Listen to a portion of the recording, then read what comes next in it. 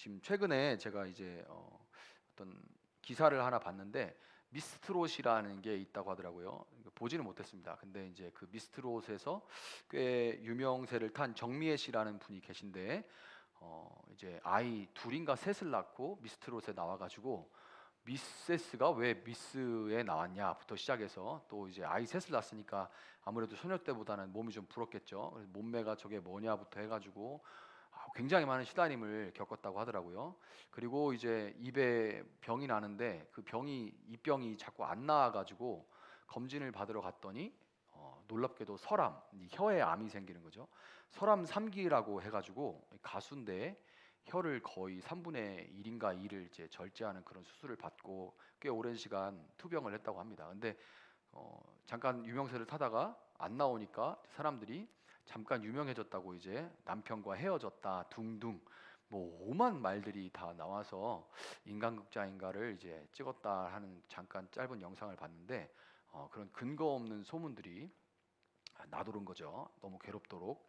그래서 자기도 모르는 얘기가 이제 사람들한테 아는 사람한테 그게 무슨 소리야 하면서 막 들려오고 또 이제 불과 며칠 전이에요. 2, 3일 됐는가 여당 당대표에 이제 출마하는 그 후보가 가수 유명한 가수 남진 씨하고 또 배구 선수 뭐 이제 식빵 언니랑 함께 사진을 찍어가지고 꽃다발까지 이렇게 들고 그래가지고 이제 사진을 올렸습니다. 그런데 그게 어떻게 된 일인지 이게 해명이 되기도 전에 이 남진 씨하고 김연경 씨는 여론으로부터 완전히 마녀 사냥을 당해가지고 그냥 이게 무슨 일이야 하고서 이제 완전히 이제 몰매를 맞게 된 거예요.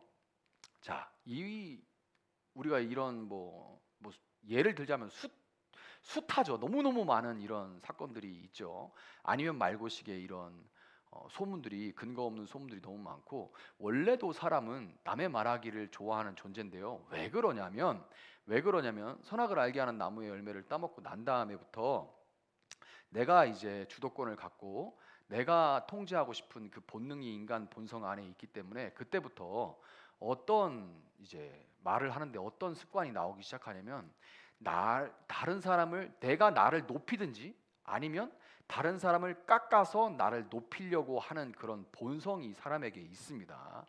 그러다 보니까 이제 다른 사람의 어떤 약점이나 이런 것들이 보이면 이제 막 공격을 해가지고 뭐 아니면 말고 시계 그래서 그런 사람들이 막 나름 이제 유명했던 잠깐 반짝 떴던 뭐 이런 사람들이 막 무너지고 그럴 때 뭔가 이런 쾌감을 짜릿함을 나는 높아지는 것 같고 또 꼭 그런 연예인들 아니죠 주변의 사람들도 그렇게 없는 말들 아니면 뭐 그냥 그렇게 공격들을 해가지고 깎아내리고 하는 일들이 참 많습니다. 이게 이제 SNS가 발달하면서 더 심해진 것 같아요. 요즘은 한 사람 정도는 정말 죽지 않고는 못 살도록 만들어 버릴 수 있는 그런 시대입니다. 뭐 이렇게 괜히 SNS에 사진 한번 잘못 올렸다가 정말 일가가 얼굴도 못 들여 다니도록 그렇게 되는 그런 세상이죠.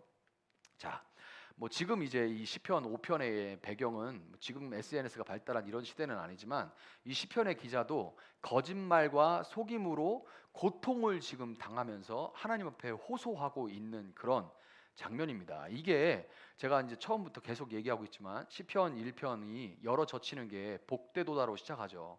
그런데 복되도다라고 일컬어지는 그 사람이 살아가는 세상은 절대로 그렇게 녹록하지는 않다는 겁니다. 그래서 이제 가장 많이 우리가 일상에서 경험하는 일들이 바로 이런 근거 없는 이런 얘기들, 루머 그리고 막 비방 이런 걸로 인해서 고통받는 그런 일들이에요. 그런데 이 시가 앞에 이제 성경을 가지고 계신 분들은 앞에 잠깐 설명이 붙어 있어요. 관악기로 부르는 노래입니다. 그래서 여러분 지금 피리나 플룻을 생각하면 좋아요. 처음에는 이게 피리가 플룻은 좀 그런 구슬프음이 좀 연상이 잘 안 되는데 예전에 우리 사극 같은 거 보면 삐리리 하는 그런 피리 있잖아요. 굉장히 구슬픈 음이 지금 처음에 시작이 되는 겁니다. 들으면 눈물 뚝뚝 나는 달밤에 이제 서방님 하는 그런 거 배경 있잖아요. 그 피리 소리가 지금 나고 있는 겁니다. 그래가지고 아주 구슬픈 음색이 나오는데 이 시편을 그거를 생각하면서 읽으면 그 곡조를 이렇게 떠올리면서 읽다 보면 그 구슬픈 음색이 바뀌어 나가요. 그래서 끝에 어떻게 그 음색이 굉장히 플루트의 아름다운 밝은 음색처럼 변해 나가는지를 보는 것도 또 시편을 보는 다른 맛입니다.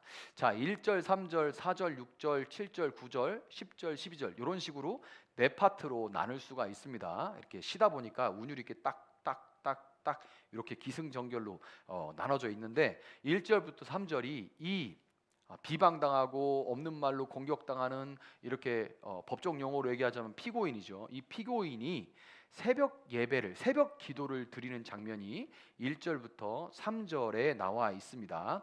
이 1절부터 3절에서 이 시인은 굉장히 끈질기고 강력하게 기도를 하는데 우리가 왜 아주 끊어지지 않는 줄을 삼겹줄이라고 하죠. 이 삼겹줄처럼 삼중으로 아주 끈질기고 강력한 기도를 시인이 하나님께 올려드립니다. 먼저 나의 말에 귀를 기울이사 나의 심정을 헤아려 주십시오 하고 이 피리 소리와 함께 하나님 앞에 애절하게 매달려요.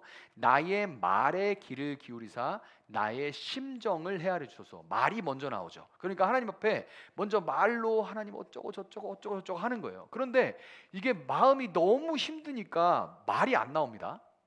왜냐하면 여러분 기도해 보시면 이제 논리 있게 조리 있게 하나님 앞에서 미주알 고주알 말하고 싶고 그렇게 될 때가 있지만 이 마음이 너무 괴롭고 복장이 터질 때는 이 언어로 그 말이 다 표현이 안 될 때가 있습니다. 그럴 때 부러운 사람이 방언하는 사람이죠. 좀 그럴 때는 좀 이게 참 방언이라도 됐으면 좋겠다. 뭐 말이 돼야지. 막 복장은 터지고 말은 막 하고 싶은데 무슨 말을 해야 될지 모르고 막 이러죠.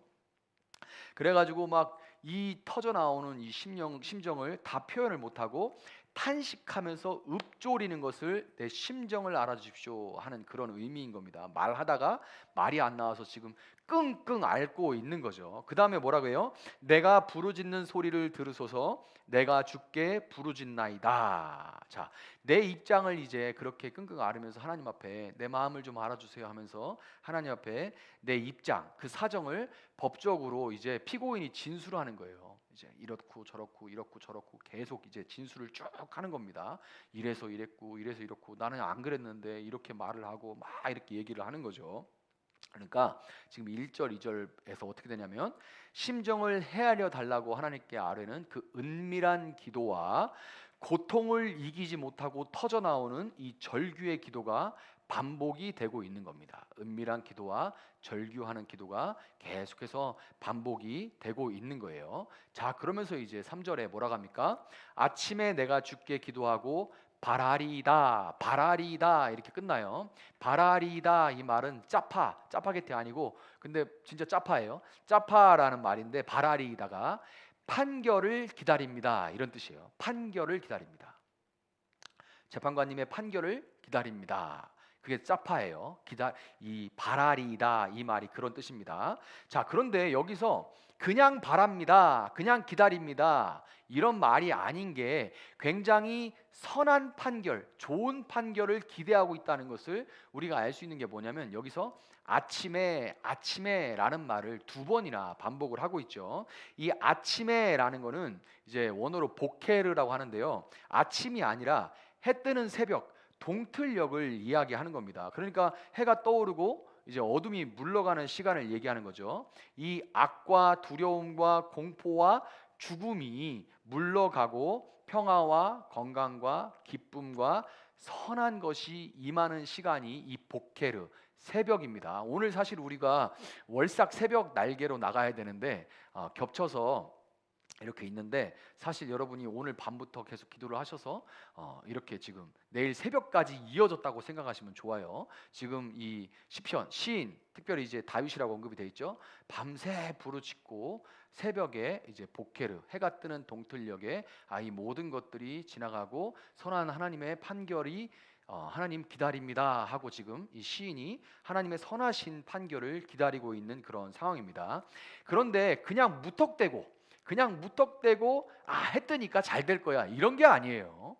이런 게 아닙니다. 이 보케르의 시간은 성경에서 분명히 근거가 있는 시간이에요. 사실 우리나라에서 새벽 예배를 드리기 시작한 것도 길선주 장로님이 목사님 되시고 이제 뭐 새벽 예배를 시작했다. 그분은 원래 이제 돌을 닦으시던 분이라 새벽에 일찍 일어나서 정한수 떠놓고 하는 것이 이제 몸에 배서 새벽 예배를 만들어서 모든 목사들과 성도들을 괴롭히기 시작했다 이런 얘기 하시는 분들도 있는데 그게 아닙니다. 그건 아니고 이제 성경에도 예수님부터 해서 많은 사람들이 이 새벽에 기도를 하는데요. 왜 그러냐면 이 새벽에 출애굽기 14장 24절을 보면 이 출애굽해서 홍해를 갈라주신 하나님, 그 홍해 안으로 이스라엘 백성들이 막 도망갈 때 그래도 막 애들하고 짐하고 막 싣고 가잖아요. 그러니까 느릴 수밖에 없는데 뒤에서 병거를 몰고 이집트 군사들이 막 쫓아옵니다.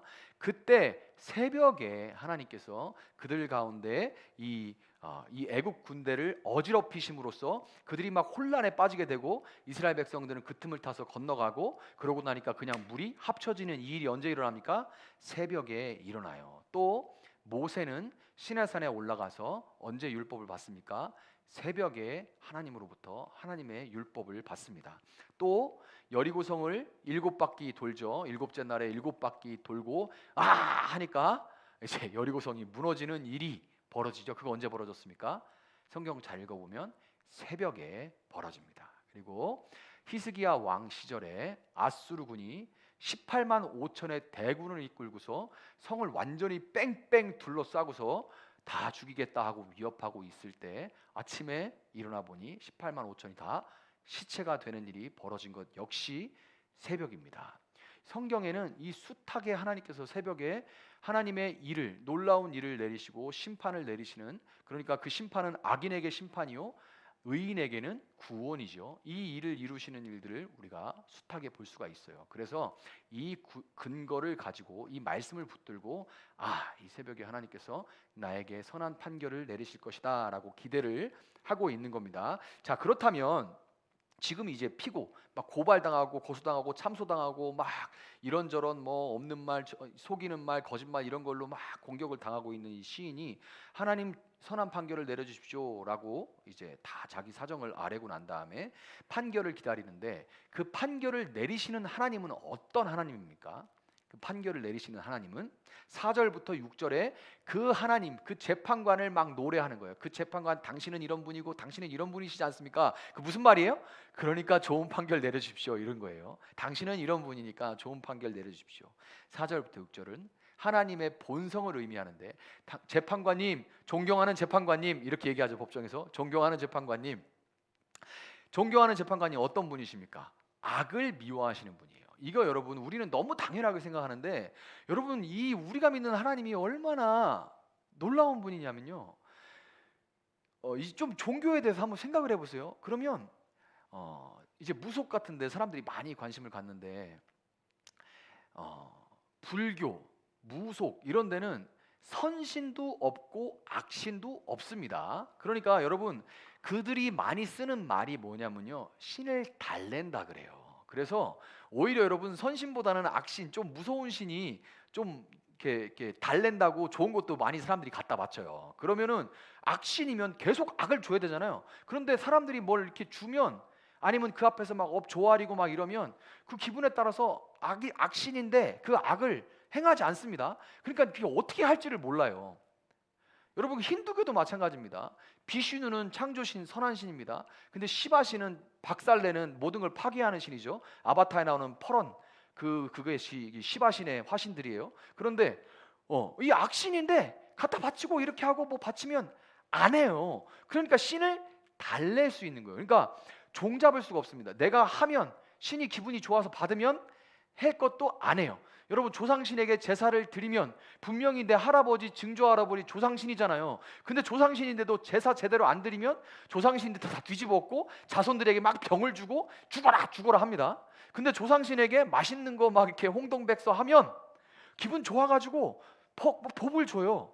신을 막 달래는 거죠. 이게 인간들이 만들어 놓은 이 신관입니다. 그런데 하나님은 분명하신 분이에요. 인간이 이렇게 저렇게 조절할 수 있는 분, 달랠 수 있는 분이 아닙니다. 하나님은 명확한 본인의 기준을 갖고 계시고, 그분은 선과 악을 심판하실 수 있는 완전한 기준이 되시는 재판관이시죠. 이게 우리는 너무 당연하게 받아들이지만, 와, 정말 이분이 의로우신 분, 무엇에도 흔들리지 않는 정말 공의로운, 세상에선 찾을 수 없는 공의로운 재판관이시라는 것이 우리에게 얼마나 큰 위로가 되는지 몰라요. 그래서 하나님은 명확하게 죄악을 미워하시고, 이 시인이 뭐라고 합니까?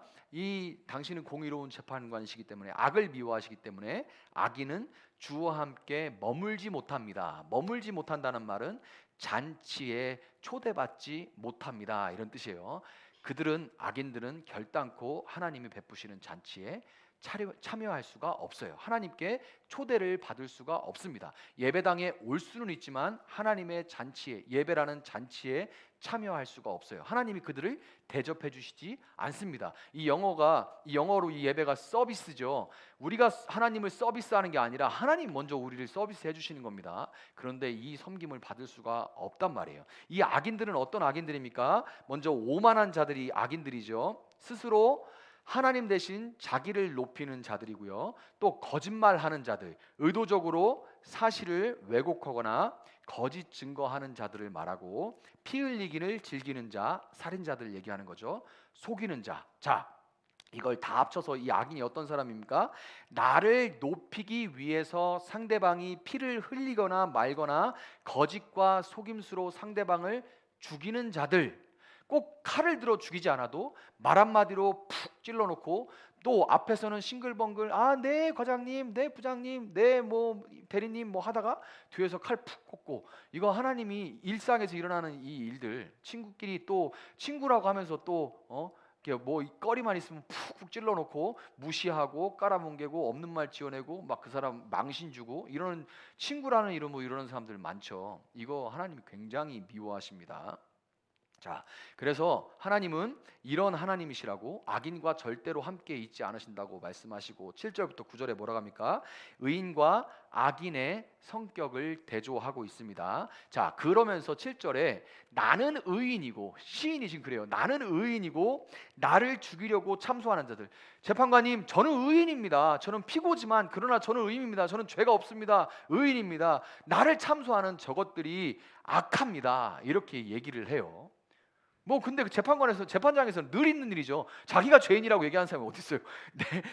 나는 의인이고 저 사람들이 악합니다라고 막 호소를 해요. 그런데 여기에 분명한 이 시인의 믿음이 여기서 나와요. 내가 의인이라고 말할 수 있는 근거, 그것이 하나님의 집에 초대받아서 주의 성전에서 예배할 수 있는, 하나님께 초대받을 수 있는 자격이 있는 것이 뭐라고 합니까? 7절에서 아까 뭐라고 했어요? 오직 나는 주의 풍성한 사랑을 힘입어. 이거 놀라운 고백이죠. 교리로 우리가 이 시를 교리로 막 뜯어낼 수는 없지만, 다윗이 이미 이게 오직 믿음, 오직 은혜, 이거 어디 나온 거예요? 16세기에 종교개혁 때 한 얘기입니다. 그런데 그 교리를 우리가 이렇게 안 배워도 다윗은 이미 알고 있어요. 우리가 하나님 앞에서 초대받을 수 있고 의인이라 일컬을 수 있는 오직 한 가지 그 기준, 그 재판장 앞에, 공의로운 재판장 앞에 오직 한 가지 의인이라 칭함받을 수 있는 그것은 오직 뭐라고 합니까? 주의 풍성한 사랑을 힘입어. 내 의가 아니라 오직 그분의 은혜라는 겁니다. 자, 내 의가 아니라 오직 은혜로 산다는 것을 어려운 말로 칭의라고 하죠. 우리 교회는 뭐 칭의 정도는 이제 다 아시는데, 그런데 이런 비난을 많이 받습니다. 어제도 어떤 영상에서 기독교인들 하여튼 저것들은 예수 믿으면 의인이라고 그러고, 하여튼 뭐 하는 짓거리는 안 그런데 무조건 믿기만 하면 의인이래, 막 이런 비난들을 많이 받아요.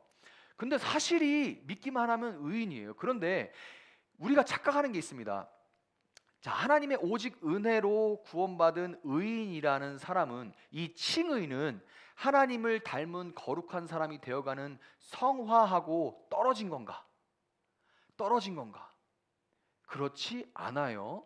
칭의를 받은 사람은 동시에 성화가, 거룩하게 되어져가는 성화가 동시에 시작된 겁니다. 그래서 의롭다 여김을 받고 의로운 자가 되어가는 과정이 동시에 시작되는 거예요. 자, 이것만 있고 이것만 있다, 아니면 이것만 있고 이것만 있다, 이거 자체가 성립이 안 되는 겁니다. 동시에 시작이 되는 거예요. 자, 그걸 우리가 어떻게 알 수 있냐? 참 이게 교리책도 아닌데 다윗이 참 놀라운 고백들을 합니다. 뭐라고 해요?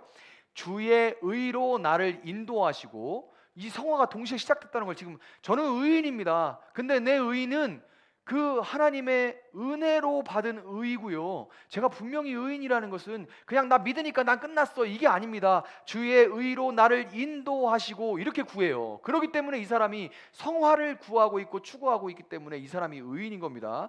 주의 길을 내 목전에 곱게 해주십시오. 주의 길을 내 길이, 주님의 그 좁은 길, 이 길만 내가 의의 길만 걸어가겠습니다. 그 길만 걸어가게 해주십시오라고 구하고 있기 때문에, 그래서 이 사람이 이 칭의와 성화를 동시에 지금 추구하고 있는 사람이기 때문에 그 사람이 하나님 앞에서 오직 은혜로 구원받은 사람이라는 겁니다. 반면에 오만한 자, 이 악인은 나의 하나님, 왕이 없어서 나의 왕 나의 하나님이요, 나의 왕 나의 하나님이요. 그러는데 다윗은, 그런데 이 악인은 왕이 없어서, 그때의 이스라엘의 왕이 없어서 그들이 자기 눈에 보기 좋은 대로 행하였더라 라는 것처럼 그 입에 신실함이 없고, 이때는 이 말했다가, 왜 기준이 없어요. 이때는 이 말했다가 이때는 이 말했다가 그 심중 마음부터 악으로 가득하고 목구멍은 열린 무덤이랍니다. 그 입이 무덤이에요. 여기서 온갖 부정한 것들이 나옵니다. 거짓말과 속임과, 그리고 이 안에 있는 음란한 것과, 이 안에 있는 패역한 것과, 이 안에 있는 편협함과, 이 안에 있는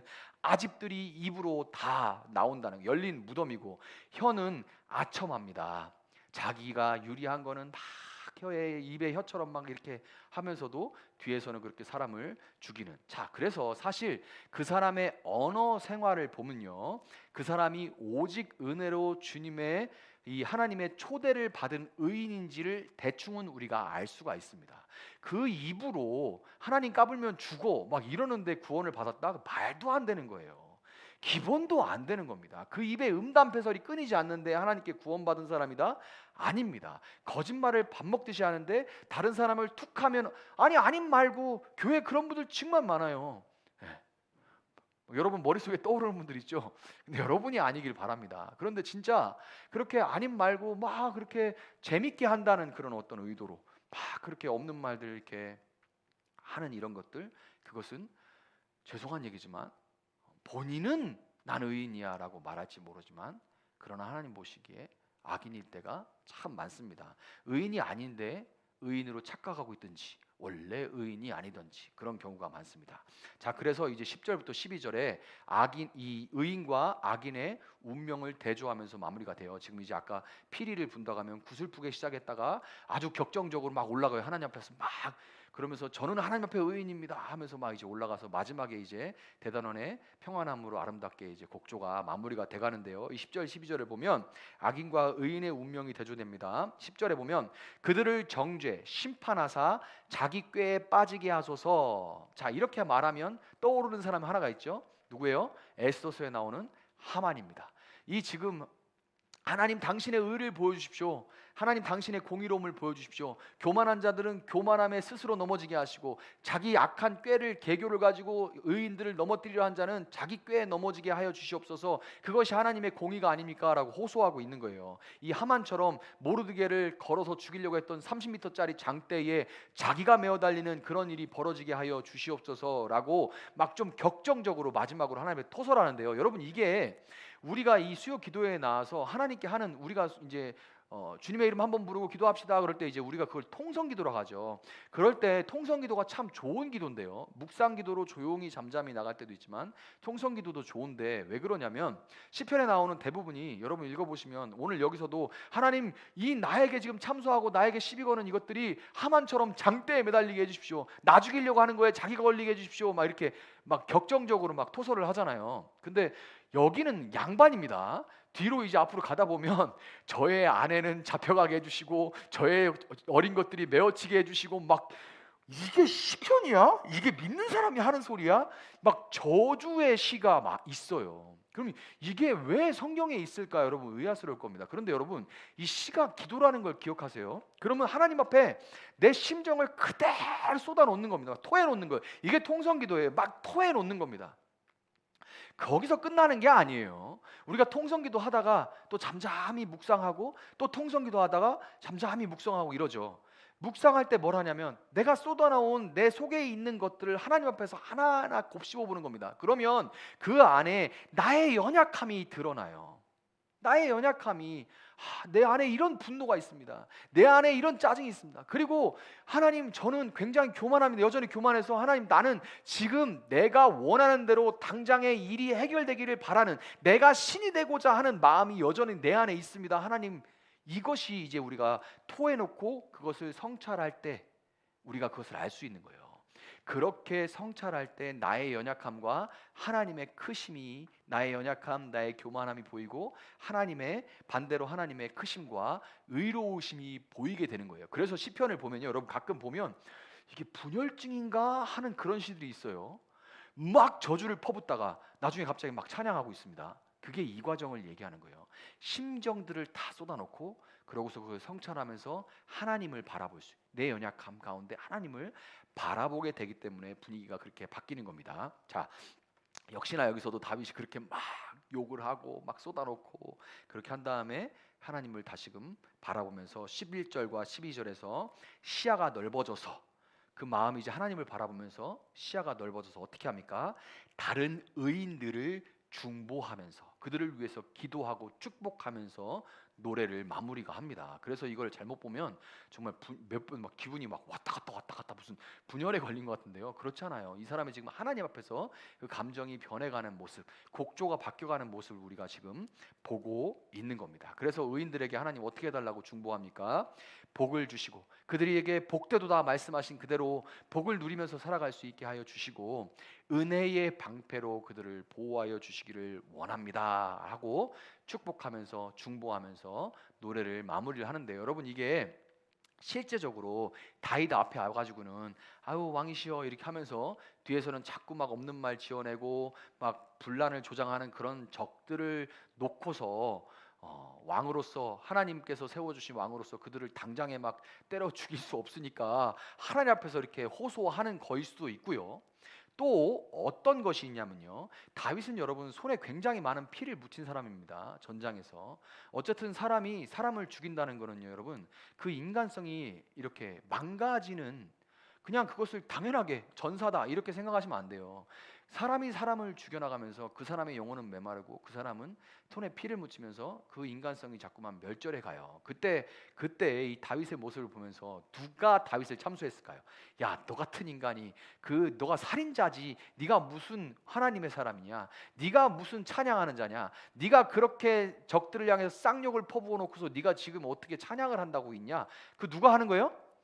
사탄이 하는 겁니다. 사탄의 별명이 뭐예요? 참소자예요. 여러분 마음 가운데 사탄이 툭 하면 찾아오죠. 그래가지고